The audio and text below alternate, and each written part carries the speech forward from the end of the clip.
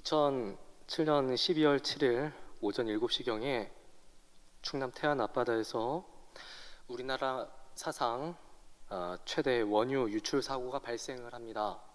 사고는 그 당시 인천대교 공사를 마친 삼성중공업이 공사에 쓰였던 그 선박을 철수를 시키다가 선박을 묶었던 와이어가 끊어지는 바람에 배가 떠내려가다가 태안 앞바다에 정박하고 있었던 홍콩의 유조선과 이제 부딪히게 되었던 겁니다. 이 사고로 유조선의 화물 탱크 3개의 구멍이 뚫리게 되었고 1254만 리터의 원유가 바다로 흘러 들어가게 됩니다.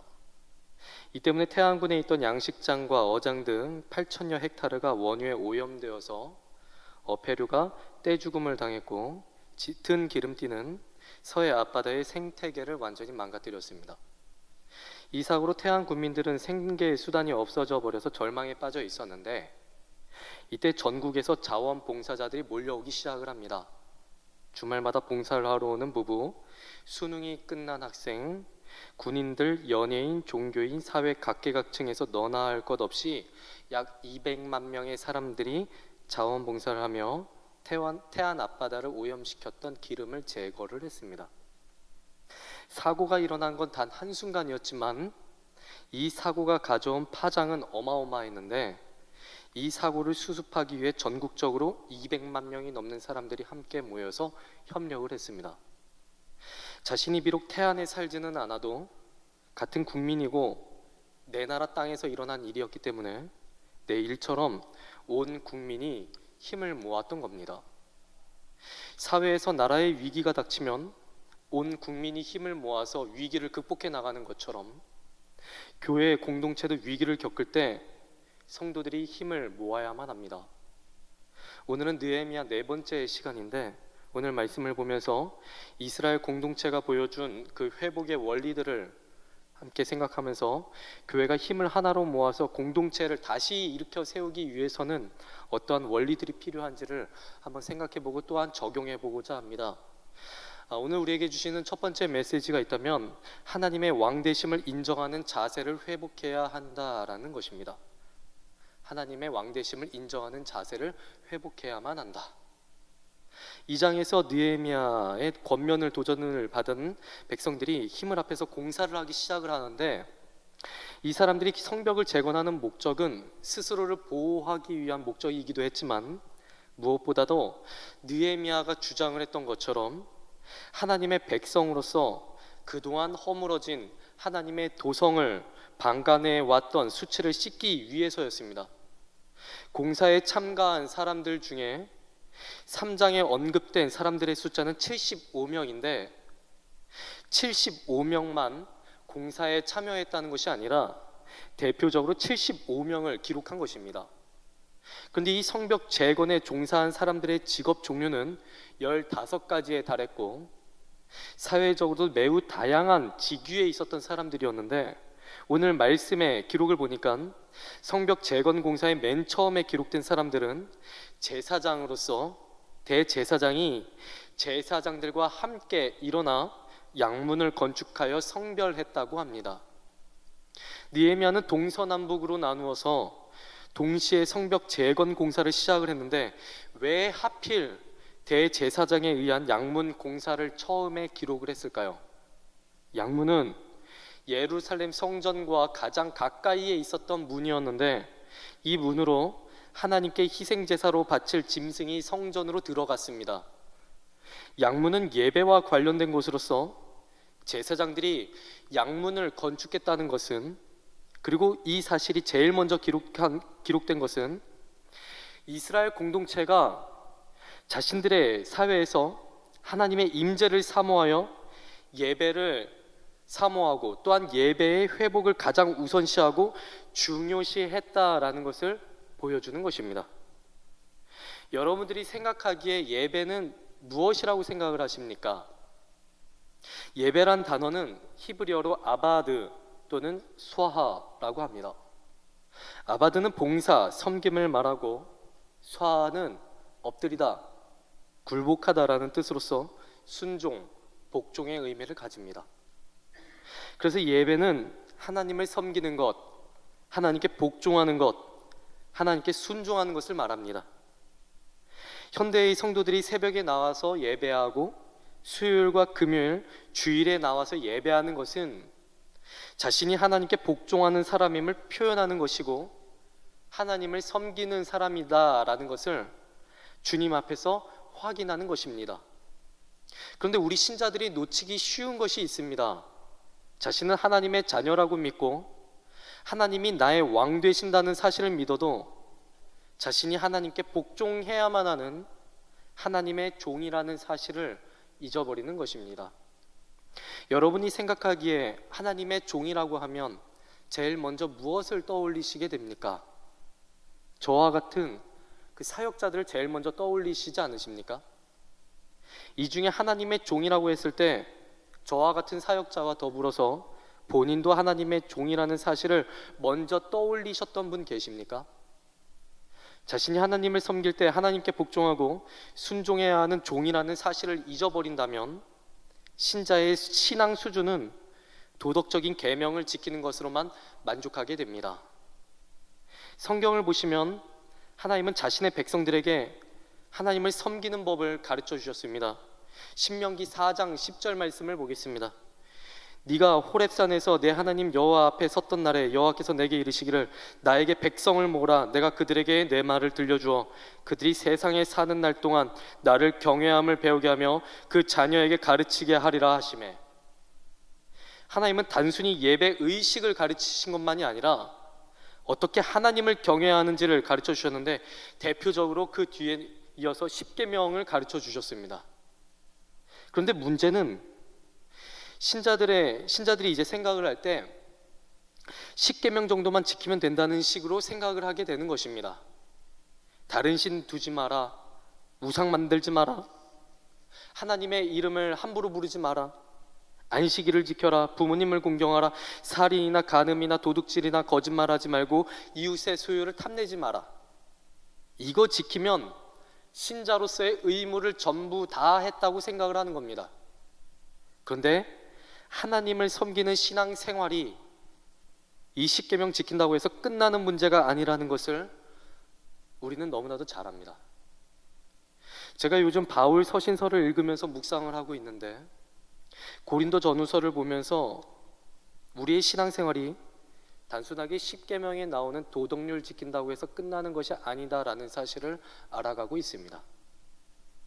고린도 교회는 말 그대로 엉망진창이었던 교회였습니다. 성적으로 문란했는데 성적으로 문란한 사람을 치리하지도 않고 은사 문제 때문에 서로 치고받고 싸우고 편갈라서 또 싸우고 바울의 사도권마저도 공격하는 교회가 바로 고린도 교회였습니다.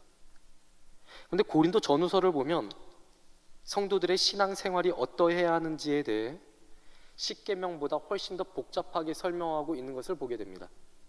자기의 유익을 구하지 않고 상대방의 유익을 구해야 하고 사람을 자랑하지 말아야 하고 술 취하지 말아야 하고 결혼을 하든 안 하든 주를 위해서 살아가야만 하고 음식으로 형제를 시험에 들게 하지 말고 심지어는 죄를 지은 교인을 치리할 때에도 조심해야 하고 보통 복잡한 게 아닙니다.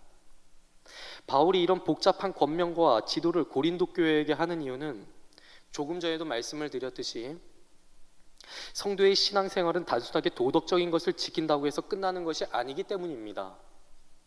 내가 가진 의로움과 옳음이 상대방에게 무례하게 나서는 안 되고 그 교회의 덕을 위해서는 절제를 해야 되고 또 정제되어야 하고 참을 줄도 알아야 하는 것은 하나님이 우리 신자들에게 그것을 요구하시기 때문입니다.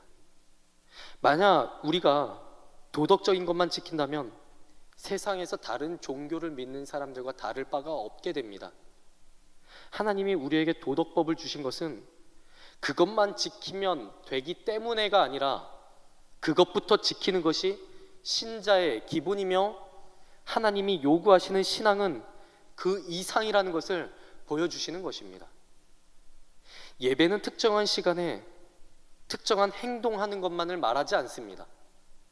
예배는 하나님의 왕되심을 인정하는 것이고 도덕률을 넘어서서 그 이상의 것을 함으로써 하나님께 순종하고 하나님께 복종한다는 것을 삶으로 표현하는 것이 예배입니다.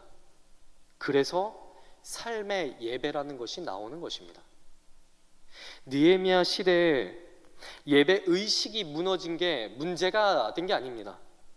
백성들의 삶에, 영적 지도자들의 삶에 오랫동안 하나님의 왕되심에 대한 생각이 무너져 있었던 것이 문제였습니다.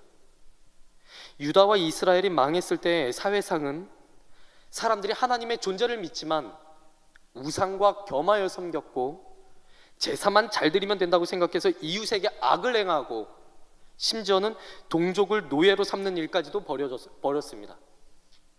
하나님의 왕되심을 인정하지 않고 하나님의 종이라는 사실을 잊었기 때문에 유다와 이스라엘이 하나님의 땅에서 쫓겨나게 되었는데, 다시 돌아온 언약의 땅에서 제사장들이 양문을 건축했다라는 것은 제사장부터 하나님의 왕되심을 인정을 하고 하나님을 섬기는 삶, 하나님께 복종하는 삶을 살아갈 것이며 하나님의 왕되심을 백성들에게 똑바로 가르치겠다는 의지의 표현이었던 것입니다.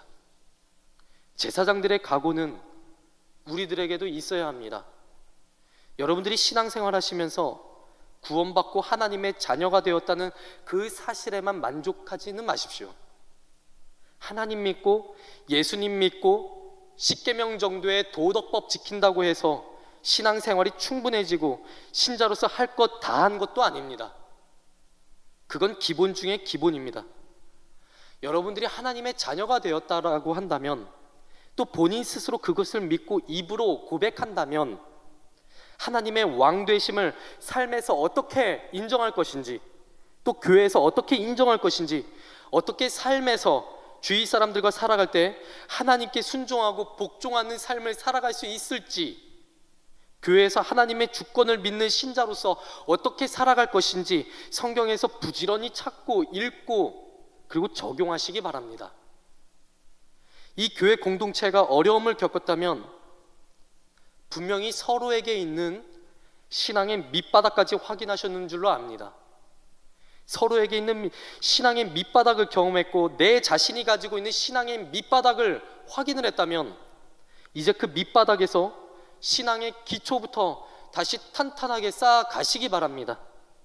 하나님의 왕되심을 잊었고 하나님께 복종하고 순종하는 마음이 그동안 잊혀졌다면 이 시기를 통해서 다시 회복되시기를 바라고, 100년이 지나도 흔들리지 않을 신앙의 기초를 믿음의 후배들을 위하여 여러분들이 쌓는 수고를 함으로써 아름답게 신앙의 그 계승이 이루어지는 이 영동중앙교회가 되길 진심으로 소망합니다. 오늘 말씀이 주시는 두 번째 메시지는 실망하거나 포기하지 않는다입니다. 느헤미야의 주도로 성벽 재건 공사가 한창 진행되고 있는데 특이하게도 이 일에 참여하지 않는 사람들이 있습니다. 5절을 보시면 드고아 사람들이 중수하였으나 그 귀족들은 그들의 주인들의 공사를 분담하지 아니하였으며 이렇게 기록이 되어 있는데, 드고아는 선지자 아모스의 고향이면서 예루살렘에서 조금 떨어진 지역이었는데 그 당시에 느헤미야의 공사를 방해하던 게셈의 영향력 아래에 있었던 도시였습니다. 그래서 이 말씀은 드고아 지역 출신의 평민들은 느헤미야와 리더들의 말에 따라 공사에 이 평민들은 열심히 참여를 했는데 드고아의 귀족들은 느헤미야의 리더십을 인정하지도 않고 공사에 참여하지 않았다는 말씀입니다. 이 귀족들이 공사에 참여하지 않는 이유는 여러 가지로 추측해 볼 수가 있습니다. 느헤미야가 왔는데 자기들의, 그러니까 귀족들의 권위를 인정하지 않아서 빈정이 상했거나, 귀족들이 안락한 삶을 살다 보니까 힘든 일을 하기 싫어했거나, 또는 계셈이 두려웠기 때문에 하지 않았을 수도 있습니다. 그런데 어떤 이유에서든 간에 백성의 모범이 되어야 할 지도층이 백성들은 일을 해도 자기들은 일을 하지 않았다는 겁니다. 그런데 이와는 반대의 사람도 있었습니다. 9절을 보고 14절부터 19절까지의 말씀을 보겠습니다. 먼저 9절 말씀 보겠습니다. 그 다음은 예루살렘 지방의 절반을 다스리는 후르의 아들 르바야가 중수하였고, 다음 14절부터 19절까지 있는 말씀을 보도록 하겠습니다.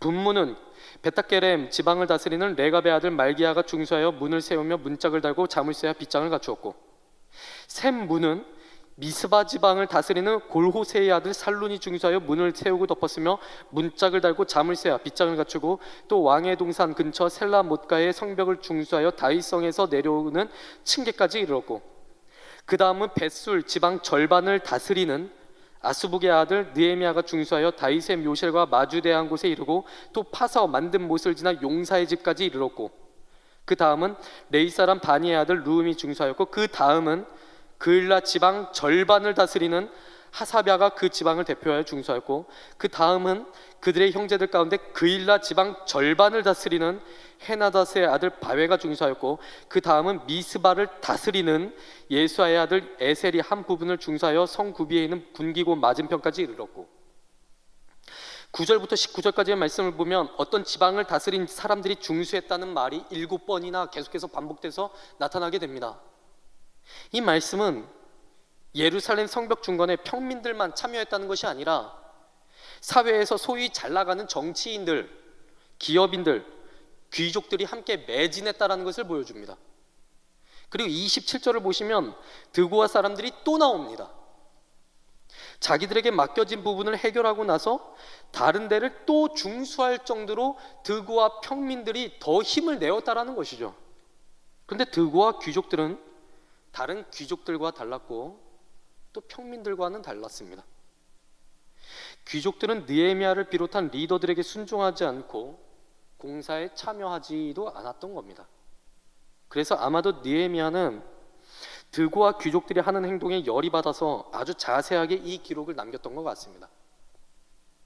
어느 조직, 어느 공동체를 보더라도 열심히 일하는 사람 20%가 있고, 그냥 대충 일하는 사람 60%가 있고, 방관하는 사람 20%가 꼭 있다고 합니다. 그런데 방관하는 사람 20%를 줄여보겠다는 취지로 그 20%를 공동체에서 내보내버리면 어떤 일이 발생하는가 하면, 또다시 열심히 일하는 사람 20%, 대충 일하는 사람 60%, 방관하는 사람 20%가 또 만들어진다고 합니다. 이 말은 공동체 구성원 모두가 100%의 열정을 불태우지는 않는다는 것입니다. 그런데 교회도 동일한 것 같습니다. 신자라면 모두가 하나님의 일에 100% 헌신을 해야 하는 것이 상식이긴 한데, 실제로 사역을 해보면 교회 일에 열심히 하시는 분 20%, 적당히 하시는 분 60%, 방관하시는 20%가 섞여 있다는 것을 보게 됩니다. 제가 생각하기론 20, 60, 20의 수치는 주님 다시 오실 때까지 변함이 없을 것 같습니다. 그런데 문제는 하위 20%의 분들이 방관만 하시는 것이 아니라 교인으로서의 의무는 감당하지 않고 교인으로서의 권리만을 찾으신다는데 그 문제가 있습니다. 성경을 근거로 한 교인의 권리가 무엇인지 우리 교단의 헌법을 찾아보니까 이렇게 적혀 있습니다. 교인은 교회 헌법대로 순서를 따라 청원, 소원, 상소할 권리가 있다. 즉 자신의 희망 상황과 그 억울한 내용을 교회에 말할 권리가 있다는 겁니다. 두 번째는 교인은 지교회에서 법규대로 선거 및 피선거권이 있다. 투표할 수 있다는 얘기죠. 세 번째는 무임입교인은 성찬에 참여하는 권한이 있다. 다음, 교인은 그리스도의 몸된 교회를 위하여 분량에 따라 일할 특권이 있다. 자신의 흥미와 재능에 따라 봉사할 수 있다는 겁니다. 그런데 교회 내에서의 갈등이 어떤 지점에서 벌어지는가 하면은 권리만 행사하려고 하고 의무를 다하지 않는 사람들을 불편하게 바라보는 데에서부터 그 갈등이 시작을 합니다. 교인의 의무를 총회 헌법에서는 6가지로 설명을 하는데 이렇게 이야기를 합니다. 교인은 교회의 정한 예배회와 기도회와 모든 교회 집회에 출석하여야 한다. 교인은 노력과 협력과 거룩한 교제로 교회 발전에 진력하며 사랑과 선행으로 하나님을 영화롭게 하여야 한다. 교인은 교회의 경비와 사업비에 대하여 성심 협조하며 자선과 전도사업과 모든 선한 일에 노력과 금전을 아끼지 않아야 한다. 성경 도리를 힘써 배우며 전하고 성경 말씀대로 실행하기를 힘쓰며 예수 그리스도의 정신을 우리 생활에서 나타내어야 한다. 교회의 직원으로 성의를 범하거나 미신 행위나 음주, 흡연, 구타하는 등의 행동이나 고의로 교회의 의무금을 들이지 않는 자는 직임을 면함이 당연하고 교인으로는 의무를 이행하지 않는 자로 간주한다. 교인은 진리를 보수하고 교회 법규를 잘 지키며 교회 헌법에 의지하여 치리함을 순히 복종하여야 한다. 총회 헌법의 내용을 보면 목사님들이 모여서 필요에 따라 그냥 만드신 것이 아니라 하나하나가 성경 말씀을 근거로 합니다.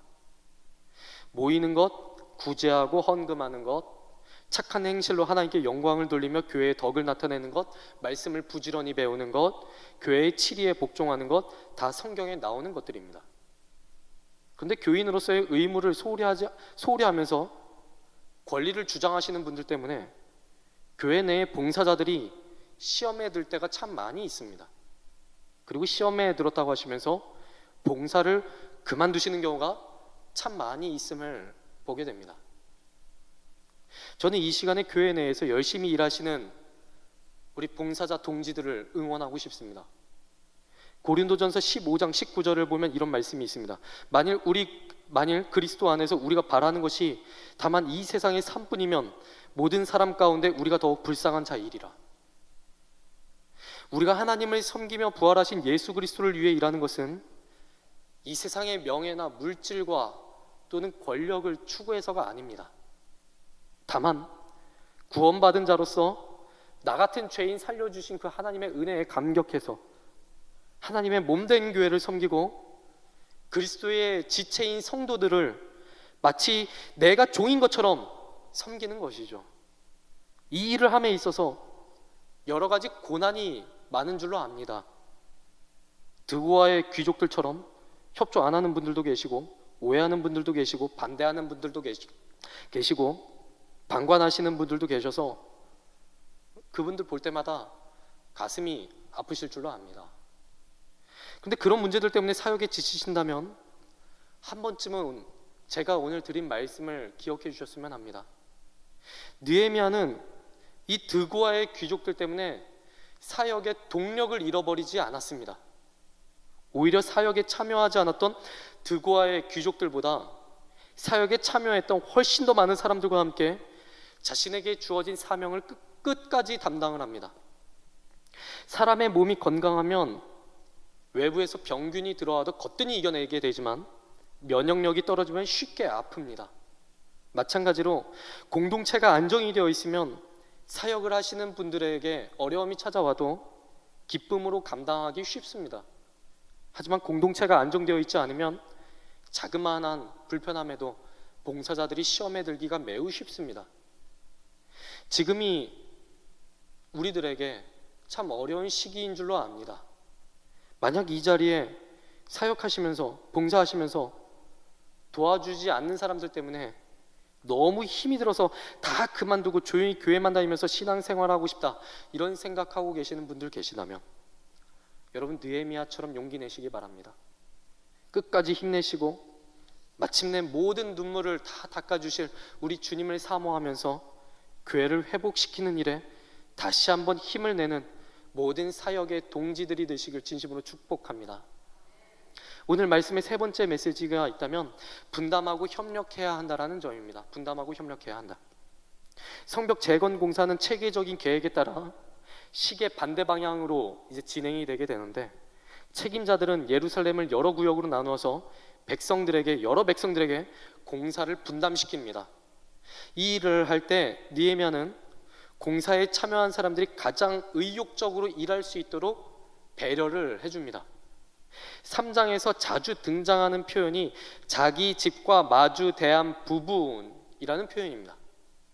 느헤미야는 사람들이 자신의 집에서 가장 가까운 지역에서 사역할 수 있도록 일을 배분해 주었던 겁니다. 그래서 이 같은 배려는 공사하는 사람들이 집에 오고 가기 편리하게 했고 자기 가족을 보호하기 위해서라도 최선을 다해 튼튼하고 견고하게 쌓으려는 의지를 불러일으켰을 겁니다. 공동체의 일도 동일합니다. 분담하고 협력해야 일이 진행이 되겠지요. 먼저 분담에 대해서 생각해 보겠습니다. 분담은 일을 나누어서 맡는 것인데 이 일을 할 때에 가장 중요한 것은 그 사람의 재능이 가장 필요한 곳, 제일 잘할 수 있는 곳에 그 사람을 배치해야 한다는 겁니다. 예를 들어서 우리 주일학교를 한번 생각해 보겠습니다. 주일학교에서 가장 실력 있고 베테랑 교사를 어디에 배치해야 맞는 것일까요? 가고 싶은 곳에 그냥 꽂아 넣으면 될까요? 주일학교에서 가장 실력이 뛰어나고 베테랑 교사들은 중학생들에게 배치가 되어야만 합니다. 제일 어려운 곳에 제일 뛰어난 교사들을 배치해야 한다는 것이죠. 그런데 사역의 분담에 있어서 그 다음에 해야 할 것이 협력입니다. 협력은 서로 힘을 합해서 돕는다는 말인데, 이 말은 분담과 엮어서 생각을 해봐야만 합니다. 제가 지금 무슨 말씀을 드리는가 하면, 본인이 봉사하고 싶은 파트가 있는데 그 일이 다른 사람들이 보기에 자신에게 안 맞을 수도 있다라는 겁니다. 제가 분담에 대해서 설명을 드릴 때 제일 잘할 수 있는 곳, 재능이 필요한 곳에 사람을 배치해야 한다고 말씀을 드렸는데, 이 원리를 무시하고 봉사를 하려고 하거나 사람을 배치하려고 하면 어떤 일들이 발생을 할까요? 예를 들어서 은퇴하시고 연로하신 권사님이 교회 주차 봉사를 하고 싶다고 하시면 그분에게 주차 봉사 맡기실 수 있으시겠습니까? 집안일을 너무 좋아하셔서 교회 관리를 집안일처럼 생각하시는 분이 기계에 대해서 전혀 모르신다면 그분에게 교회 관리를 맡길 수 있을까요? 학생들을 너무 좋아하지만 가르침에 은사가 없으신 분이 주일학교 교사를 하면 어떤 일이 벌어지겠습니까? 식당에서 음식을 준비하는데 음식 만드는 것을 좋아하긴 하시지만 간을 못 보시는 분이 주방팀에 계신다면 매주 식당에서 무슨 일이 벌어지겠습니까? 교회 사역에서 제일 좋은 것은 봉사자의 재능과 흥미가 맞아 떨어질 때입니다. 그런데 교회 봉사는 꼭 그렇게 분담이 되지만은 않죠. 대부분 교회에 일꾼이 부족하다 보니까 흥미에 의한 사역 분담이 이루어지게 됩니다. 그런데 능력과 흥미가 맞으면 상관없겠지만 흥미 있는 곳에 능력이 맞지 않으면 틀림없이 문제가 발생합니다. 자신은 하고 싶은 일을 하기 때문에 세상 편안하지만 그걸 지켜보는 사람들은 불안하고 불편해지는 일들이 발생하게 되더라는 것이죠. 서로의 힘을 모아서 공동체를 일으키려면 자신에 대해서 또는 구성원에 대해서 냉정하게 평가를 해야만 합니다. 그리고 그 일에 대해서 이 사람이 그 일을 해도 적절한지 다른 사람들에게 꼭 물어보시고, 그리고 또한 자신도 물어보고 또한 검증을 받아야만 합니다. 협력은 힘을 보태는 측면도 있지만 자신이 있어야 할 곳을 알고 공동체에 유익을 줄 수 있는 곳으로 가고 배치하는 것도 협력의 한 방법입니다. 설교를 시작하면서 제가 태안 앞바다에서 일어난 기름 유출 사고에 대해서 말씀을 드렸습니다. 이 사고로 인한 피해가 워낙 커서 전문가들은 바다 생태계가 완전히 회복되기까지 100년이 걸릴 것이라고 예상을 했었습니다만, 현재 태안 앞바다의 모습을 한번 보시겠습니다. 2016년부터는 돌고래의 일종인 상괭이 무리가 나타나기도 했고 다양한 해양 생물들이 돌아오게 되었다고 합니다. 지금 사진을 보시면 한쪽은 기름으로 뒤덮여 있지만 한쪽은 푸른 바다가 되었다라는 것을 보시게 될 겁니다. 여러분들이 꿈꾸는 영동중앙교회의 모습은 무엇입니까? 회복된 태안 앞바다와 같은 모습이 우리 교회의 모습이 되길 바라신다면 여러분들이 힘을 모아야만 합니다. 하나님 앞에서 자신은 하나님의 자녀이자 종이라는 사실을 기억하며 하나님의 주권을 인정하는 자세로 살아가야 한다는 것, 그리고 교회 일을 한다는 것, 이건 너무나도 당연한 일이고, 교회 일을 하면서 낙심하지 말고 끝까지 해내는 뚝심과 이를 분담하고 협력할 줄 아는 성품과 지혜, 양보에 대한 의식 또한 필요합니다. 교회가 어려워지는 것은 순식간이지만 회복되는 것은 10년이 걸리고 어쩌면 20년이 걸릴지도 모르겠습니다. 하지만 여러분들이 힘을 모으면 10년이 걸리고 20년이 걸릴 일들이 몇 배나 빨리 끝날 수 있습니다. 자기가 가진 가치관이나 성경 그 생각들을 성경 말씀에 비추어서 끊임없이 점검하시고 하나님이 원하시는 공동체로 회복되기 위하여 마음을 하나로 모으는, 그리고 하나님께 집중할 수 있는 이 영동중앙교회 모든 성도님들 다 되시길 진심으로 축원합니다. 기도하겠습니다.